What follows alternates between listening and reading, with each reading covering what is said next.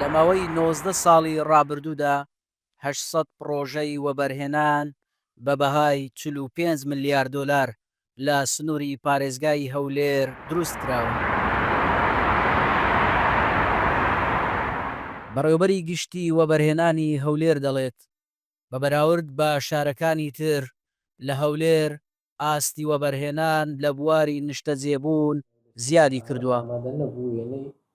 دیارە بەپێی یاسای ژمارە 4 ساڵی 2006 وەبەرهێنان کۆی ئەو مۆڵەتانەی لە سنووری پارێزگای هەولێر دراون لە ساڵی 2006 تاوەکو ئێستا نزیکەی 800 مۆڵەتی وەبەرهێنانە بە سەرمایەگوزاری 45 میلیارد دۆلار. دەتوانین بڵێن ئاستی وەبەرهێنان لە سنووری پارێزگای هەولێر بە مقارنە لە بۆ هەموو هەرێمی کوردستان نزیکەی 167 پرۆسەی وەبەرهێنانە لەسەر ئاستی هەرێمی کوردستان.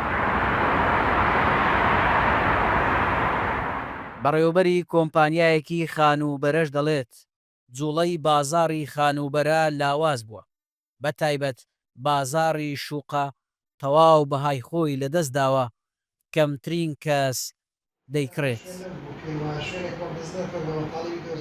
لە ئێستادا باردۆخی عقارات ڕنگدانەوەی باردۆخی ئابووری و کۆمەڵایەتی و جیفانی خەڵکە، چۆن جیفانی بەشێک لە هاوڵاتیان بەتاڵە بەشێکی لە پرۆژانش بازاڕەکانیان خراپە و کڕیاری تێدا بەتاڵە. هۆکارەکەش دەگەڕێتەوە بۆ چەند بابەتێک، یەک لەوانە پێشتر خەڵکێکی زۆری باشوور ناوڕاست عراق لێرە بوون و خەڵکێکی زۆری سووری و غیری عراقی لێرە نیشتەجێ بوون.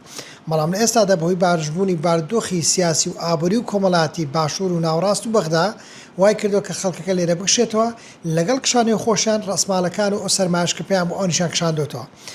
پێشووتر پرۆژە داهاتە بازار ئەگەر پێ بڵێن بە شەو ڕۆژێک فرۆشتمان بۆ دەکرد لەوانە پێت سیر بێ، بەڵام ئێستا داتوانانی کەس گرنتی فرۆشتندا لە ماوەی 1 ساڵیش نەکشەوە ڕۆژێکی.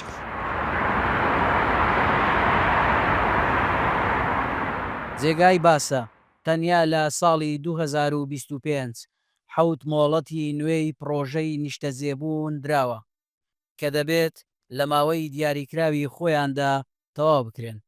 لەم نێوەندەشدا بۆ پتەوکردنی متمانەی نێوان هاوڵاتی و وەبەرهێنەران ئەو پرۆژانەی کە کێشەیان هەبوو چارەسەر کراون.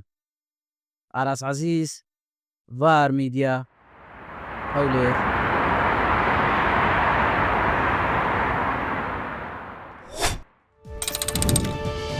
قسەی کۆتایی ڤار دەیکات.